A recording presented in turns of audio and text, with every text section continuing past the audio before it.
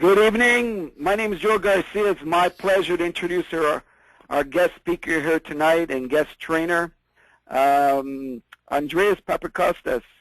What can I say about this great gentleman and great leader? I was first introduced to him approximately 7 years ago. Andreas and I quickly became friends. We had kind of a mentor friendship, coaching friendship, both back and forth here over the last 7 years. And just about a year and a half ago, Andreas decided to join us here, and he'll share with you how that all happened.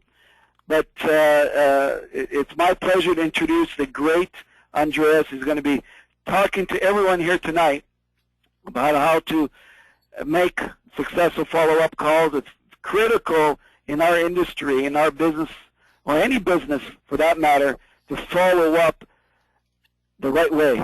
Fast, speed is king, and there's no better guy, no better business person, no better trainer that will teach you, because Andreas walks the talk, said his success, his organization here with NHT is literally gone global. One of the things that I joked around with Andreas recently, when I first started talking to him about NHT, and that eventually his business will look bigger outside of North America, and he doesn't even need to sponsor anybody outside of North America, and I guarantee you your business is going to grow faster and bigger outside of North America. And this is what happens with what's happening with Andreas right now, where he has got business in South America, he's got business in Europe, he's got this new team in South Korea that's just jumped on board. I'm so proud of what Andreas has accomplished so far. I'm looking forward to an incredible future with Andreas here. So without further ado, I'm going to introduce you to the great Andreas Papakostas.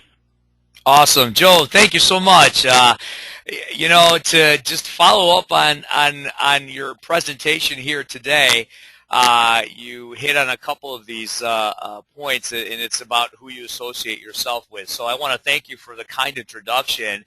And, you know, as far as why I chose to join NHT Global, the choice was actually fairly simple. It was because truly people like you. And, Joe, I want to thank you, and it's an honor and a privilege to be able to be on these leadership calls, to be able to train with the top leaders, not just in NHT, but truly in the industry of network marketing.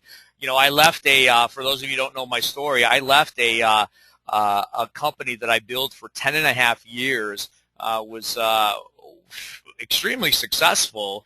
And, you know, for me, in order for me to become the best in what I want to be in, I knew that I had to surround myself with the best. And that's why it was very easy when I looked at 18 different companies, and I had over 20 different criterias.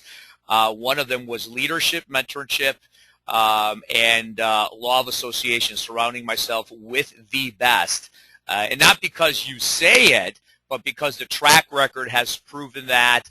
The articles you've been written on, Joe, you and Dan, and the magazines you've been featured in, and the success you were able to create in a fairly short period of time, $1 billion in global sales in 10 years, create 42 millionaires, an average of 4 millionaire a year, which means there's a gazillion people that are making 6 figures and so much more who are making, you know, anywhere between 4 to 5 figures on a monthly basis. So it says a lot about what you've done, who you are, and what you're attracting. So again, I thank you for, again, me being able to join the team, to be able to build a global business the way it's happening right now. And I just want to let everybody know that, folks, we have the best in the industry, and these are calls that we do on a weekly basis. So put it on your calendar, put it on your planner. Every Wednesday night at 8:30 p.m. Central Standard Time, we have some of the most remarkable leaders here in NHT Global that shares with you some nuggets, some great leadership training, just some information that can inspire you to apply so you can build your business with the information that you get on these weekly leadership training webinars. So I'm going to record This webinar is recorded so people can use this information.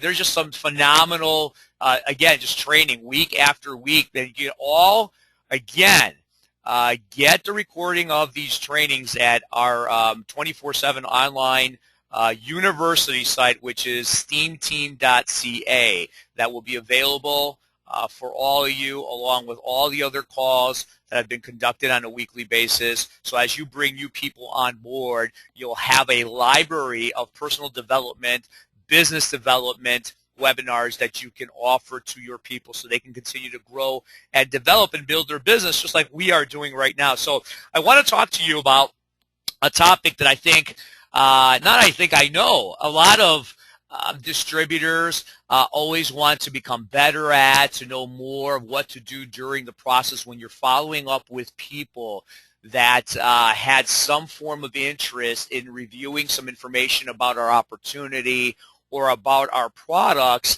And the reality is that many distributors, and maybe some of those who never had experience in the industry, perhaps maybe fear this process when they really should embrace this process more than any of the other processes in building your business, because the follow-ups are where you really get to know a lot more about your prospect than pretty much any other time.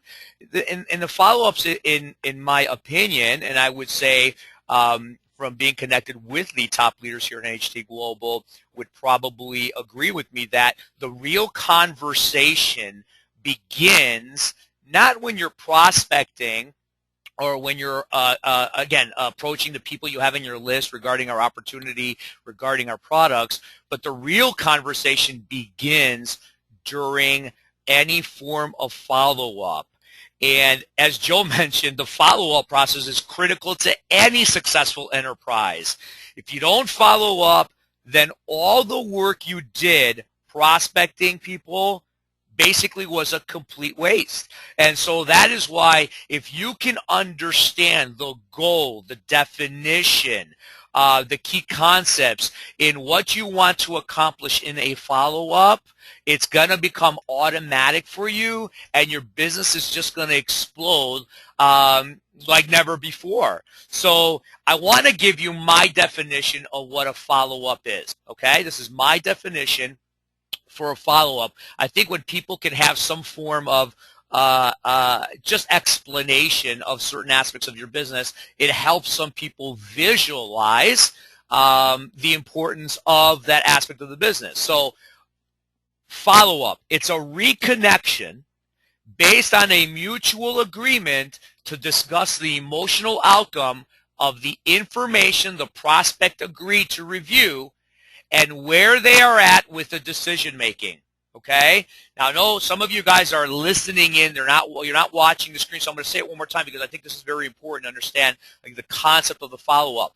It's a reconnection based on a mutual agreement to discuss the emotional outcome of the information the prospect agreed to review and where they are at with the decision making. That's what a follow-up is. Okay. Now, the follow-up is where you learn about your prospect's true ambitions, whether they have fears, what kind of spirit they have, whether they have an employee mindset or an entrepreneur mindset. This is where you're going to start to learn the real prospect, and it's in this phase. It's in the follow-up phase. Now, I want to go over what a follow-up is not, okay?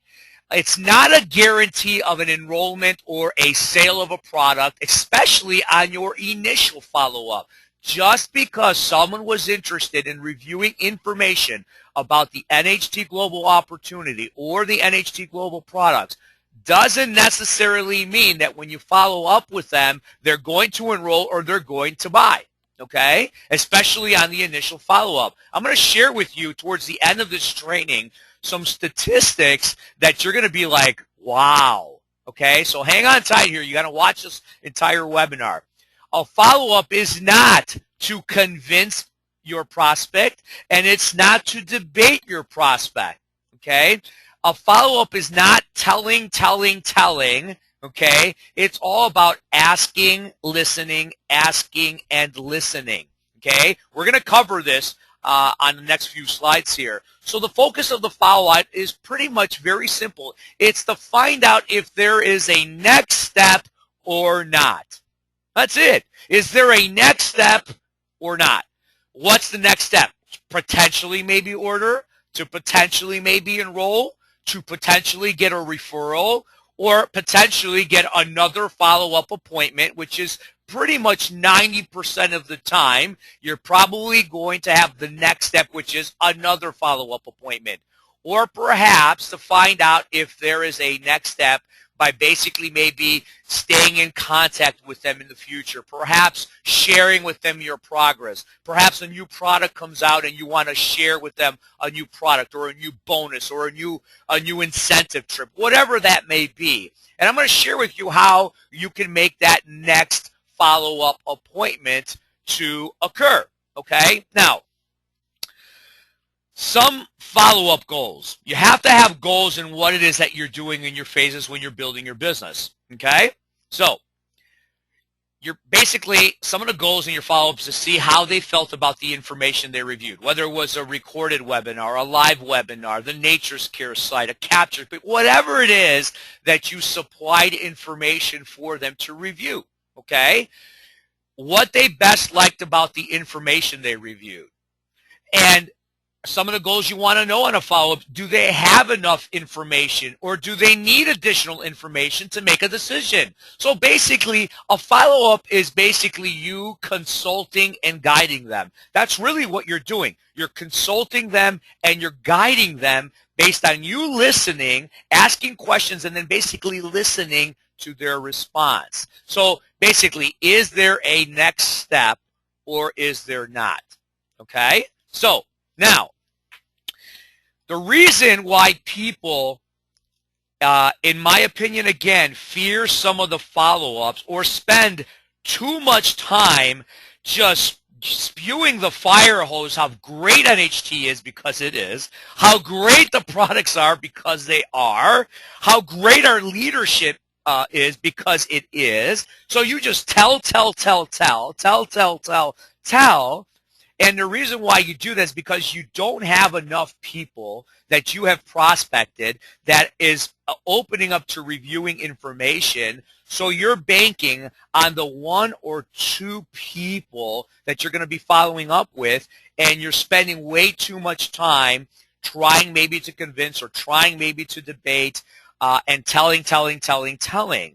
And, there's so many people who we also know shouldn't probably enroll because we focus on enrolling them anyways because, again, what's the reward? That you enrolled somebody.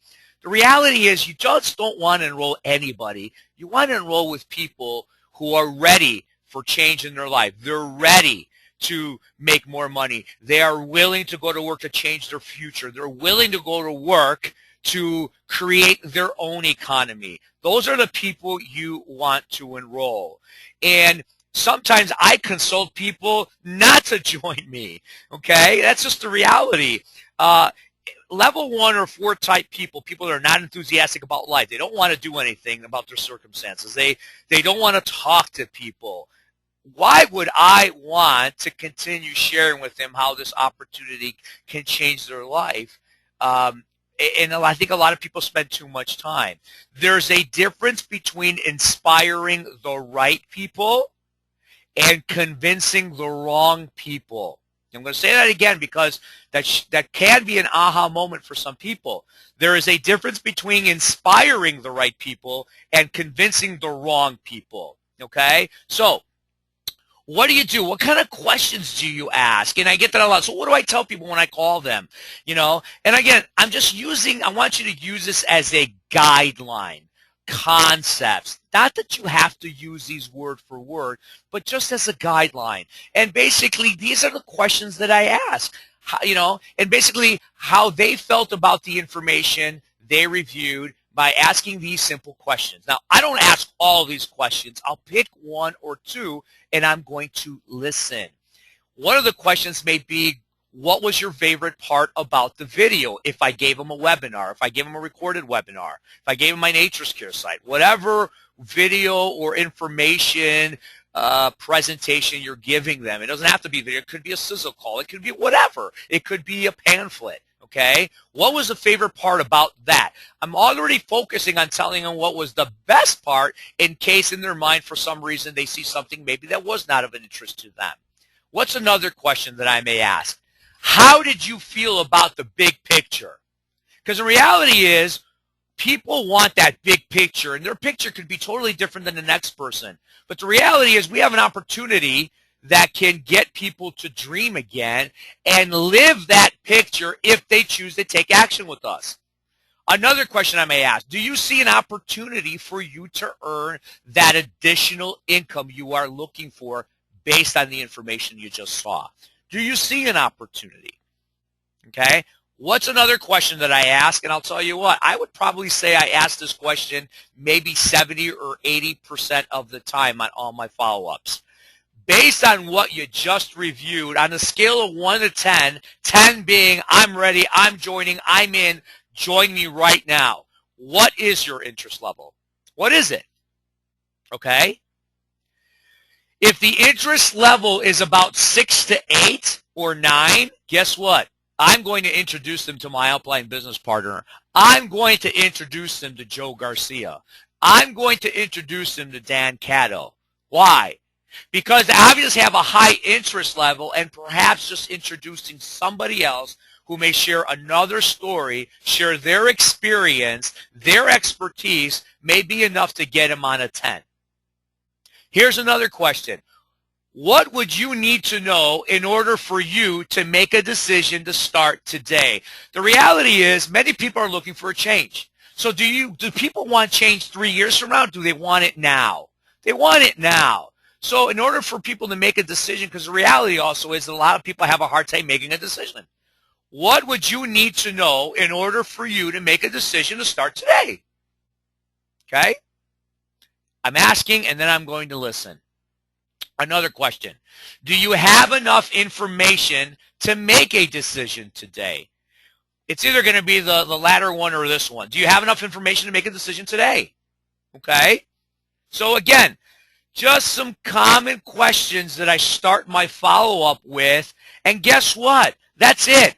Whatever they respond, the conversation is going to be created based on these questions. I don't know what they're going to say. I don't know what they're going to feel, but I'm going to start with 1 or 2 of these questions in my conversation, my relationship building, and my consultation/coaching is going to begin after I ask one of these questions, and then I listen, and then I basically communicate with them based on what they tell me. And that's really as simple as it can be. Now, other than the common objections out there, and I'm not going to go over to what to do with the common objections because I've done actually a training on how to handle the most common objections. There's 2 common ones, but there's a lot of them. How to handle them positively, in a positive way. Okay? That you can use it in conjunction with this training to become very, very knowledgeable on what the importance is on following up and what your goal is when you're following up with people. The number 1 reason for not enrolling people or getting an order is this. You are not asking for the commitment. Your prospects, as much as, and I can share you stories and experience on 3-way calls when people are kind of saying yes, or, they're interested, and basically, I'll have the people that introduce me to their prospects just not even ask. They say they're excited. They say they're ready. The reality is prospects are not going to say, okay, I'm ready, I'm signing. They don't know what the process is. They don't know what to do next. You're the leader. You're the counselor. You're the coach. Ask for the commitment. Ask. That's why one of the questions, do you have enough information to make a decision today? What do you need in order for you to make the decision today? Okay? Well, and if they say, well, it sounds pretty good, I mean, I could see myself doing that, then are you ready to get started with me today? I can guarantee you, out of the 20 or 30 people that said that they're excited, they're interested, they like what they see, but yet they haven't enrolled, I can guarantee you that over 50% of them will enroll right then and there if you ask them for the commitment. Now, here's the rule of thumb when your prospect says they have no interest. Remember when I said you don't want to debate, you don't want to convince people, okay? But because they have no interest, they may tell you one thing, but it could be another thing. A lot of people, they don't understand perhaps how this business works just because of one webinar. They may not have experience in the network marketing industry, okay? This is their first time.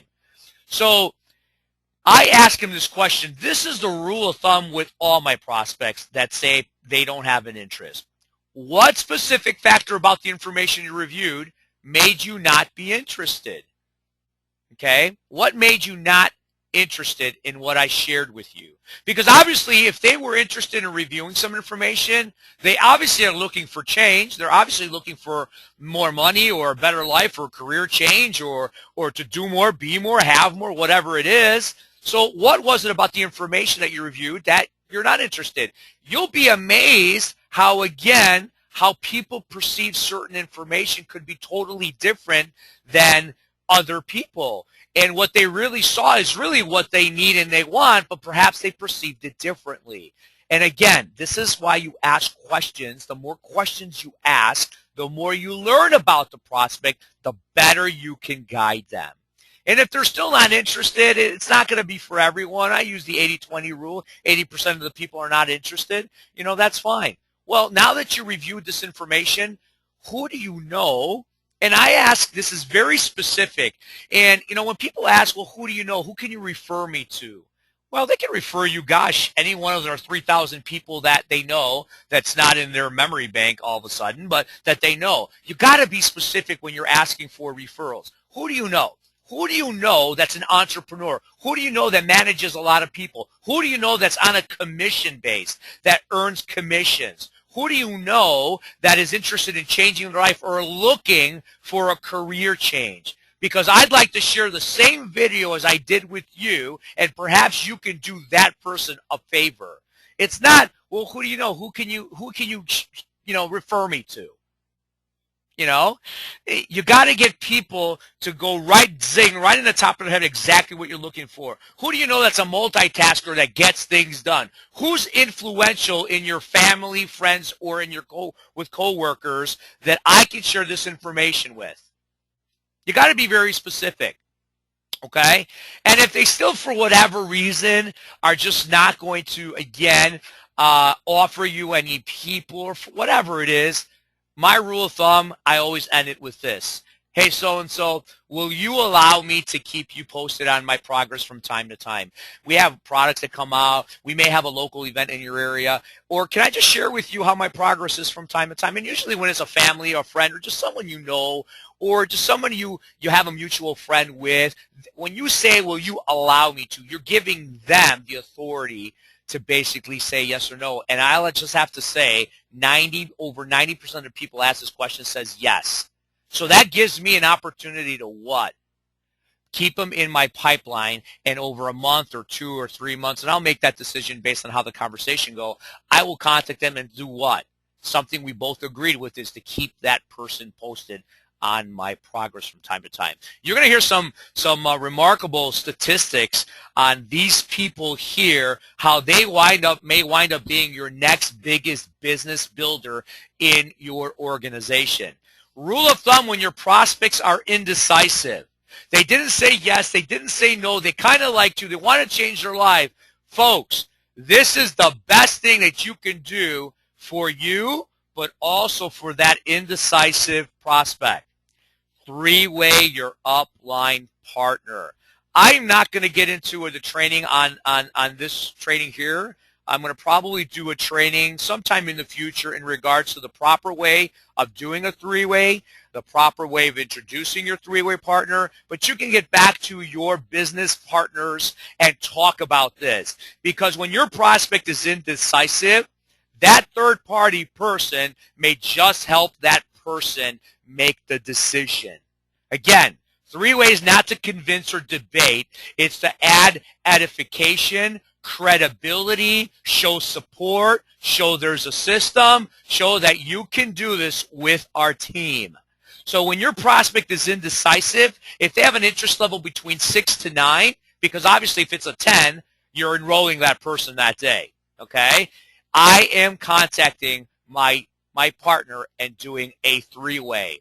I would say this slide is perhaps one of the most educational, important piece to your follow-up, okay? Now, as I said, I'm not going to go into how you, how you respond to some of the objections, but I'm just going to, because it's a follow-up, these are some of the things that may come in your follow-up. But again, you can review the webinar training that I did on how to handle the most common objections, where you ask more questions, and you'll be amazed how you can turn a prospect. You're not turning the prospect around. They're turning it around because they're realizing what you're consulting them with based on the questions that you're asking. So some common hesitation during a follow-up, whether you want to call it an objection, hesitation, whatever it is, and here's some of them. I don't know if I could do this, okay? I share my story when I first got started because, you know what? I didn't have experience when I first got started. I didn't know what network marketing was.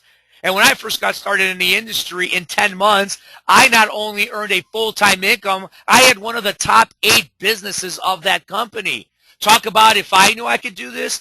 I didn't need to know if I can do this. I needed to know if I wanted to do this based on what I wanted to accomplish in my life. I talk about the turnkey system, the support system, because here's the reality, folks. Your prospects want to know 2 things.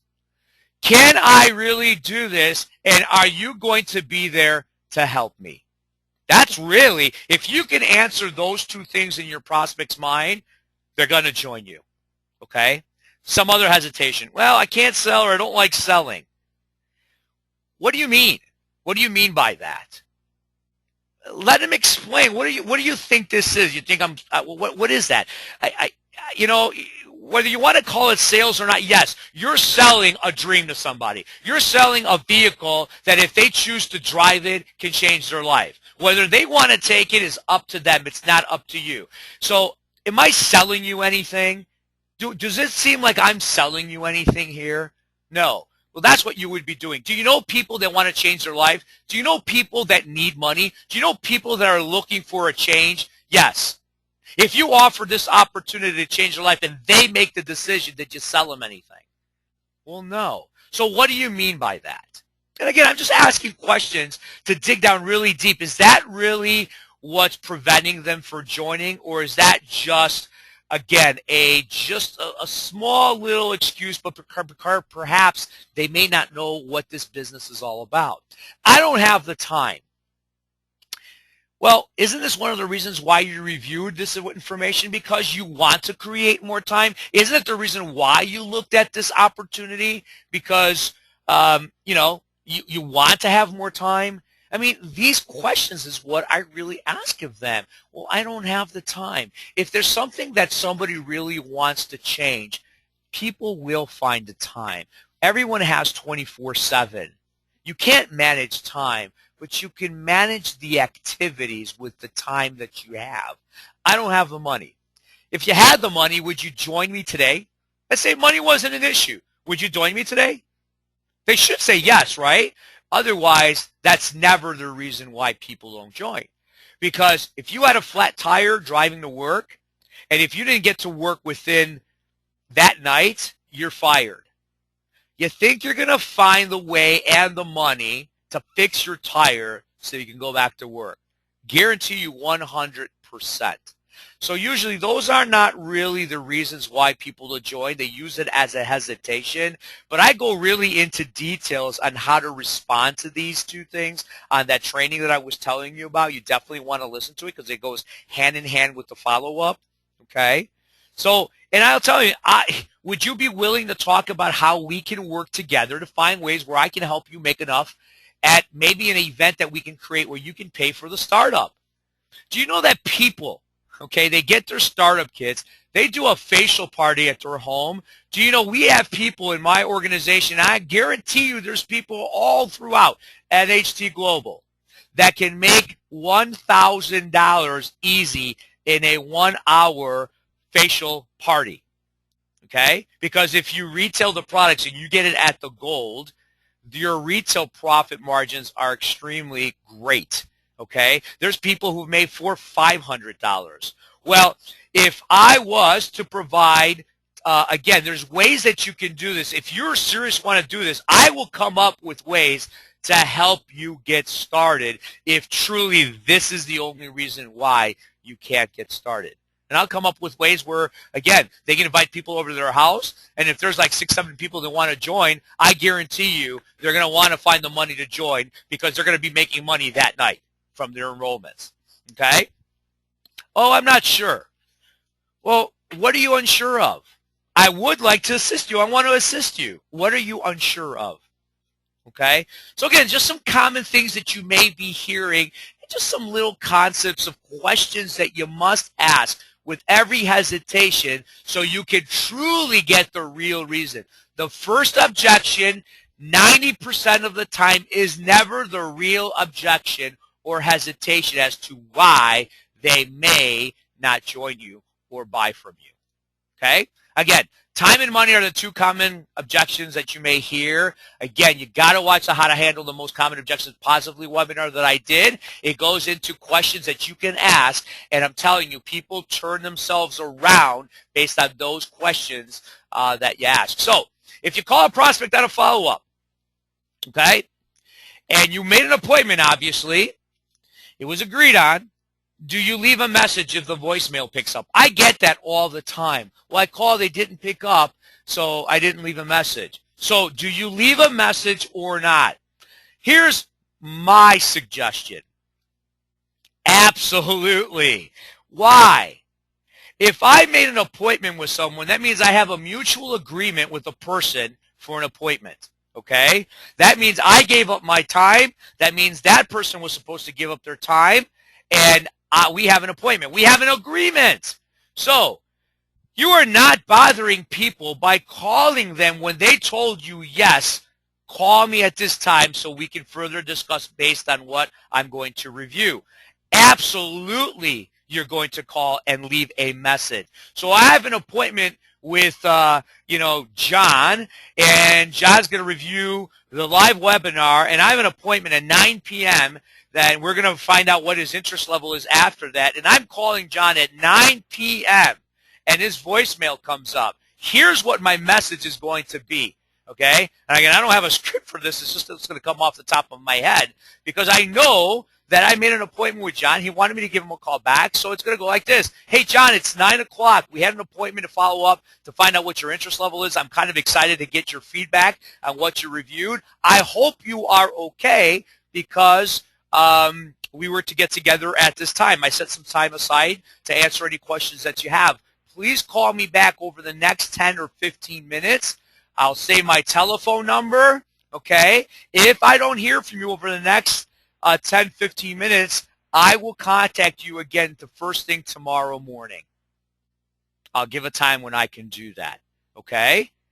I'm not bothering him. I'm doing exactly what he told me to do, and that is to call him at 9 p.m., okay? And if I call the next morning and he's not there, here's what my follow-up call is going to be. Hey, it's 9 o'clock. I know we didn't connect last night. I know you wanted me to give you a call next. I hope you're okay. I hope everything is okay. Can you please do me a favor and give me a courtesy call?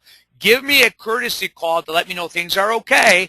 Perhaps you may not got the chance to view the video, which is okay. Perhaps something has happened that took your attention away from that, which is okay. Just give me a courtesy call and let me know that things are well, and perhaps we can revisit this at another time.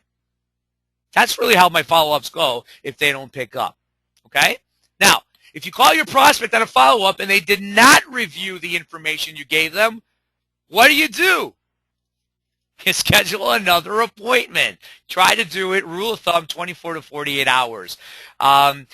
So, again, they didn't do it. Something got in their way. Okay, great. I understand things happen every single day. I know you're interested in, again, making that additional income. I'd love to get your feedback on this. If I call you tomorrow night, John, would that give you enough time to review that webinar? Would that give you enough time to review the whatever it is that I'm going to give them, okay? I'm going to block off time to accommodate you, okay? I'm going to block off time to accommodate you.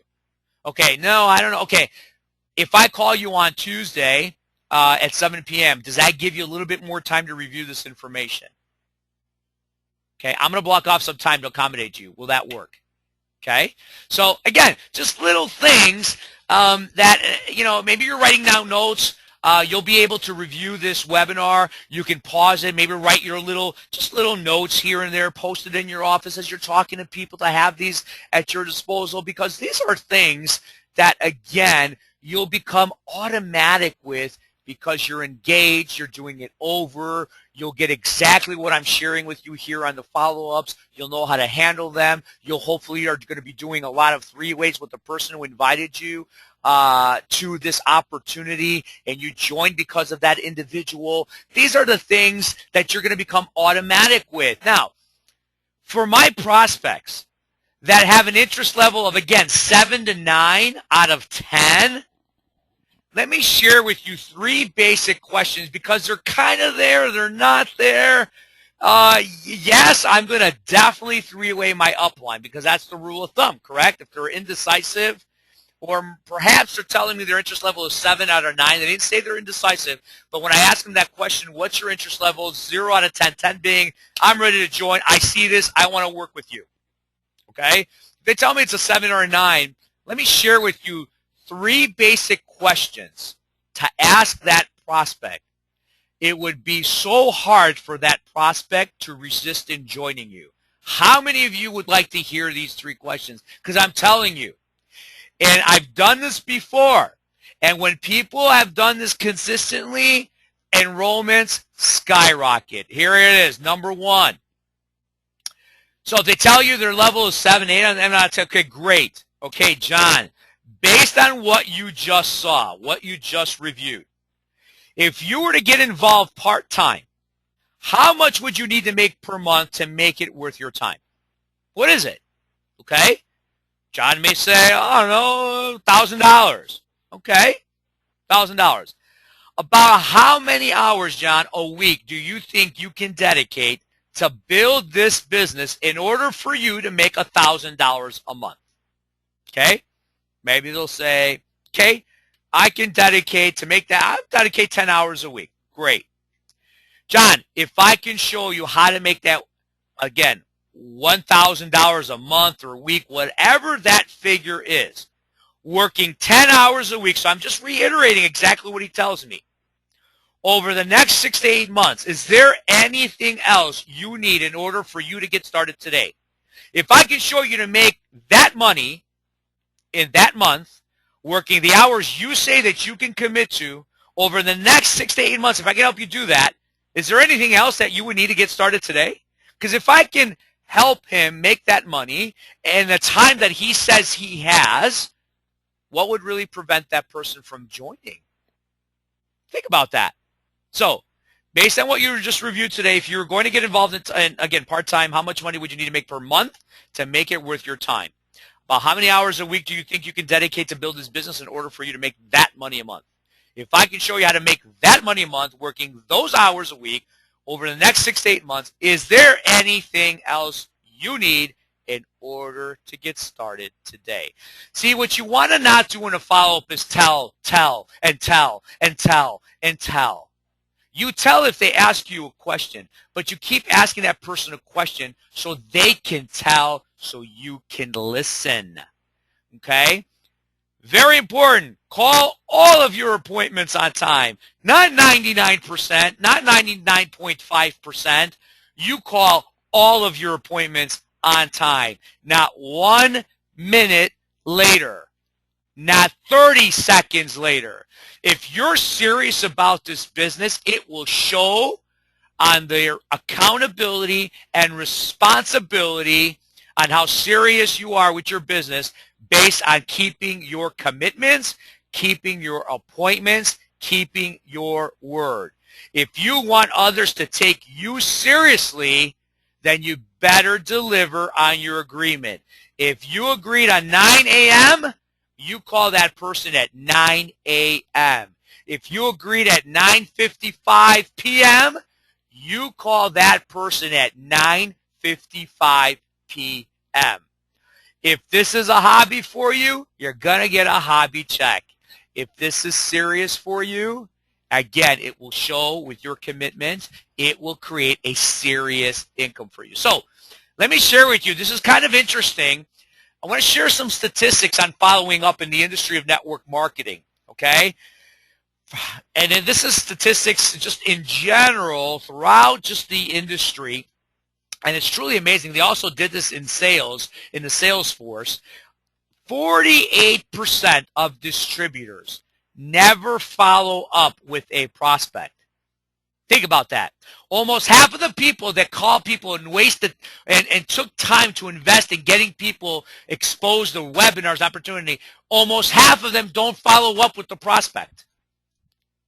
25% of distributors make a second contact and they stop. Why is this a big no-no? Well, you'll see the rest of the statistics. 12% of distributors only make 3 contacts and stop. Only 10% of distributors make more than 3 contacts. You think there's a reason why you hear that 90-10 rule where 10% of the people are doing extremely well and 90% aren't? Well, I guess there's a factor of the desire and the why and the big pictures. There's a lot of factors in that. But again, only 10% of distributors make more than 3 contacts. 2% of enrollments are made on the first contact. So for those of you who follow up initially, thinking that they're just going to enroll, and if they don't, you're not good at what you're doing, or they're just not interested, guess what? Only 2% of the enrollments are made on the first contact. Only 3% of enrollments are made on the second contact. 5% of enrollments are made on the third contact. 10% of enrollments are made on the fourth contact. 80% of enrollments are made on the that's a typo there, but on the 5th through 12th contact. Most of these people are those that perhaps said they weren't interested within their first or third time you've contacted them, but they said they were open to keeping them posted. Remember, I shared with you why you'd want to do that, okay? Think about that. 80% of enrollments are made on the 5th or 12th contact. That 5th contact could be the 5th month or the 1 year. I know people, like take me for instance. I knew Joe for so long. Now, of course, at the time when I met him, I wasn't looking for an opportunity, but we developed a great relationship. But there's so many people that, again, come in after 2 years. You didn't bombard them for 2 years, but you kept in contact with them. You share stories with them. You shared your progress with them. You share your excitement with them. You ask how they're doing in their life. They're telling you their new things. Over a period of time, you build that relationship, and when they're ready, when they're truly ready, guess what? They're going to come to you, and they're going to ask you questions. They're going to be joining you. 80% of enrollment folks come on the 5th or 12th contact. This is very important for you to understand. That is why a follow-up doesn't necessarily mean you're going to enroll, you're going to sign them, or you're going to get a sale just because someone was interested initially. Those who enroll more, they don't know more. Let me tell you 2 things. You heard Joe Garcia in the presentation earlier today. They dream bigger. And more importantly, they fall in love with what they want and why they want it. See, here's the reality. All these trainings on how to prospect, how to close, how to make successful follow-ups, how to build relationships, how to duplicate your organization, how to inspire people in your organization. You know, you can get all the training you want, but here's the reality, folks. If you don't have a reason why you're building your NHT Global business, if you don't know what you truly want to get out of your NHT Global business and why you want to get it, none of the trainings are going to help you. None of the books on how to build, how to become successful is going to help you unless you know what you really want. And let me just share with you, all the trainings that we offer for those who are truly ready to build their business, to live life on their terms. And it doesn't have to be, 10 years from now. There's people who've done it within their second year. Some people did it within their first year, where they became full-time income earners. There's several people who do it within a matter of 5 to 6 months. But you know what?